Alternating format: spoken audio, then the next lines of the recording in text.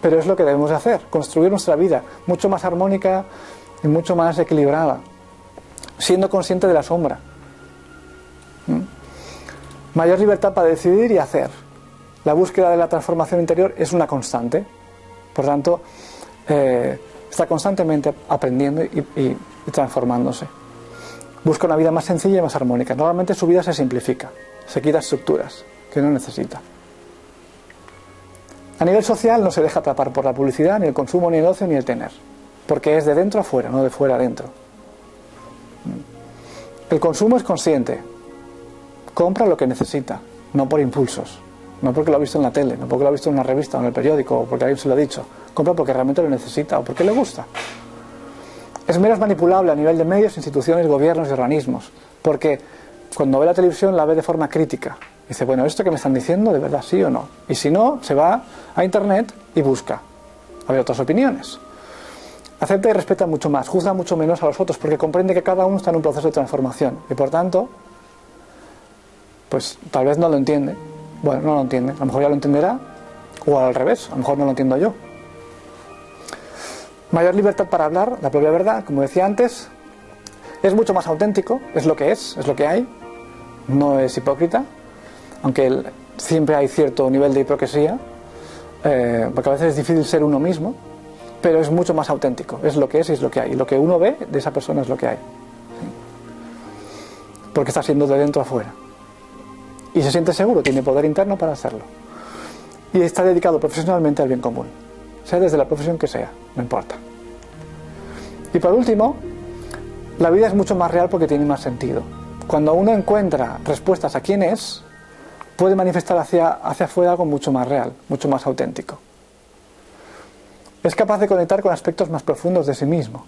Es capaz de cambiar su estado de conciencia. Puede entrar en un estado alterado de conciencia a través de diferentes técnicas. Y es consciente de que la realidad no es únicamente la que ve. Por tanto, a nivel espiritual hay muchas más realidades. Pero puede conectar con ellas.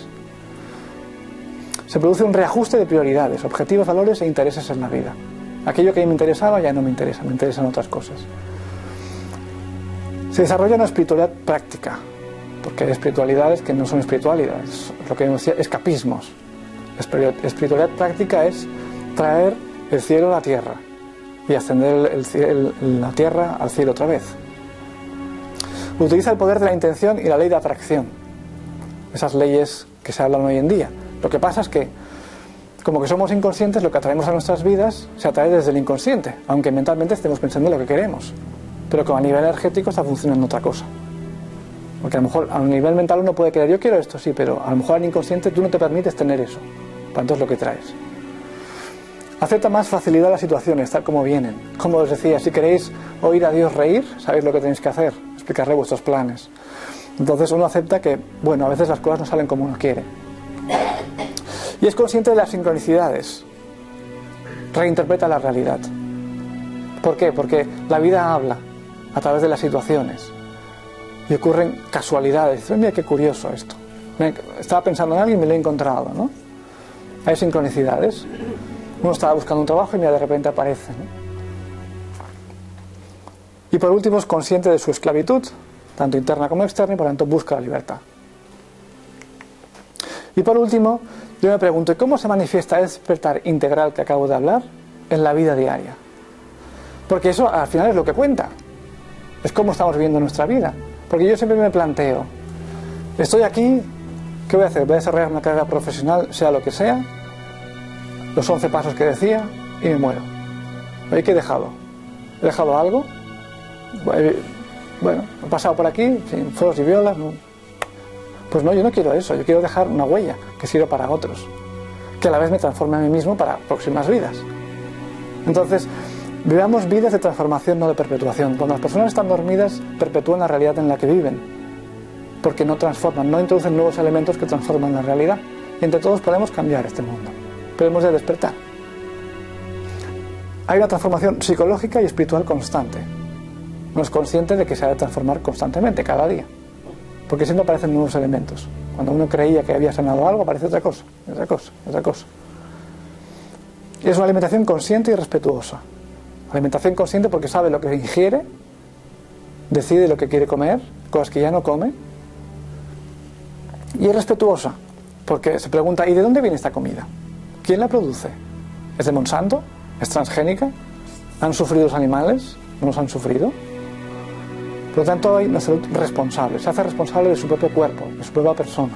Y cuando enferma, más o menos grave, se plantea, bueno, ¿por qué me está pasando esto? ¿Y cómo puedo sanarlo? Trato respetuoso al mundo vegetal y animal. Ya no solamente de comérnoslo, sino del trato, cuando los vemos, cuando estamos con ellos. Las plantas también. Una profesión útil, transformadora y positiva, una vida de servicio. Y no estoy refiriendo a irme a la India a servir, no. Uno puede desde una profesión de arquitecto servir, hacer casas ecológicas, por ejemplo, o casas mucho más armoniosas, o casas ya con una conciencia de cómo la distribución de los diferentes aspectos de la sala afectan a la salud o no del individuo. Eso son casas conscientes. Gestiona una economía personal consciente. ¿Dónde ponemos nuestro dinero? ¿A quién le damos nuestro dinero cuando compramos? ¿A qué empresas le damos nuestro dinero? Nuestro dinero es el esfuerzo de nuestro trabajo. Tenemos poder con el dinero, pero ¿a quién se lo damos? Relaciones personales enriquecedoras y transformativas. Siempre aparecen conflictos, siempre aparecen cosas, es inevitable. La cuestión es cómo las gestionamos. Pero si las podemos gestionar mejor, nos transformaremos todos. El individuo está formado e informado, no es tan manipulable y es libre pensador. Es consciente y responsable del impacto de su consumo y acciones en la cadena de causas y efectos. Cuando supe que existía creo que en el Océano Pacífico una mancha, y ahora vais a alucinar, de 3 veces España y Portugal entera, es 1 millón y pico de kilómetros cuadrados de plástico, de bolsas. ¿Hay más? De varios metros de profundidad, y que los animales se comen esos plásticos y mueren. Y dices, bueno, pero qué barbaridad.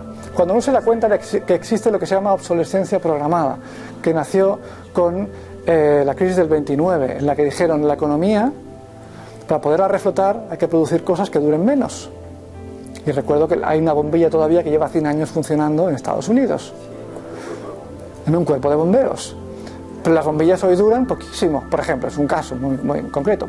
Por ejemplo, yo en el trabajo tengo una impresora de cuando me enteré de la obsolescencia programada, los cartuchos de la tinta, que son bastante caros, porque es una impresora láser de color, pues le sale un mensaje y dice, cambia el cartucho. Y claro, cuando vi ese reportaje dije, voy a ver. Y compré un cartucho nuevo, cambié los chips del viejo al nuevo y el cartucho seguía funcionando. Y llevo 2 meses con el cartucho todavía funcionando.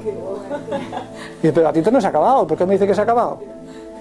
No sé si me explico, pero que estamos en una inercia de consumo que claro, luego esos cartuchos los vuelven a rellenar, pero claro, es un consumo que ¿a dónde va luego todo eso? Todos esos plásticos. En casa consumíamos agua de botella, porque agua de grifo sabéis que lleva flúor, entre otras cosas, y no es muy conveniente para la salud. Entonces bebemos agua de botella, pueden haber filtros y demás, muchas opciones, pero bueno. Pero dice, al final del año consumo una cantidad de plástico. ¿Y a dónde va ese plástico? Porque yo no me creo que cuando uno ponga las botellas en los bidones de reciclaje de plástico, eso realmente se recicle. Aunque uno lo haga, no sabe si realmente se recicle. Entonces, hay países que va a Inglaterra y tal, que al final acaban países del tercer mundo, todos juntos otra vez.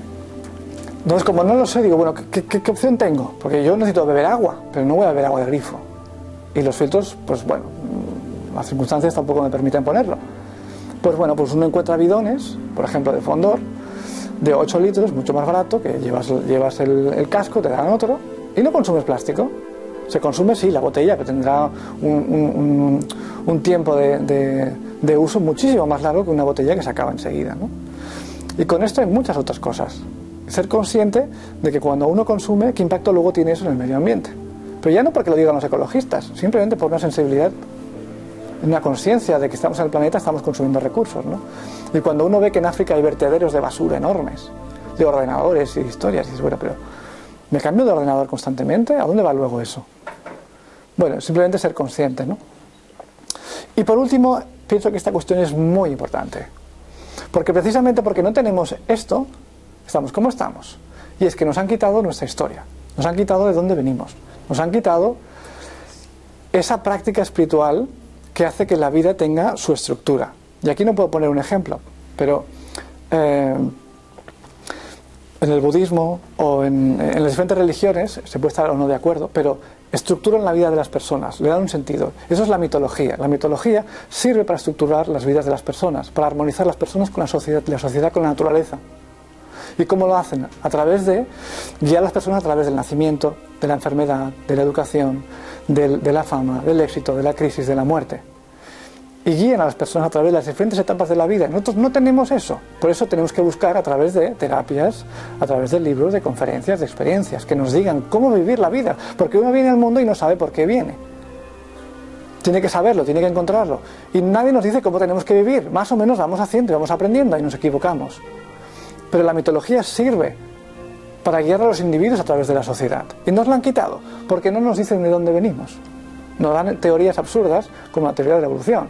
Pero cuando una la estudia en profundidad se da cuenta de que hay detrás unos intereses políticos alrededor de Darwin, y Máximo Sandín es un catedrático de biología de la Universidad de Madrid que precisamente habla de eso. Dice, pero no, o sea, hay una relación ahí entre el capitalismo y la teoría de evolución de Darwin muy estrecha.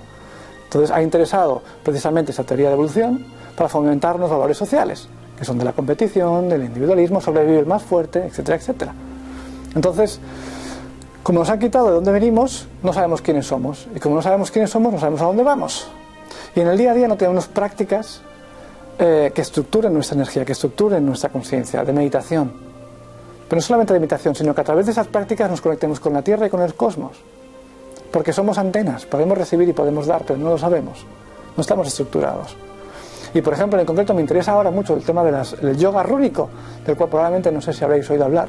El yoga rúnico. Bueno, pues es otro tipo de yoga aparte del de la India, pero es más para el mundo occidental, porque viene de la mitología nórdica.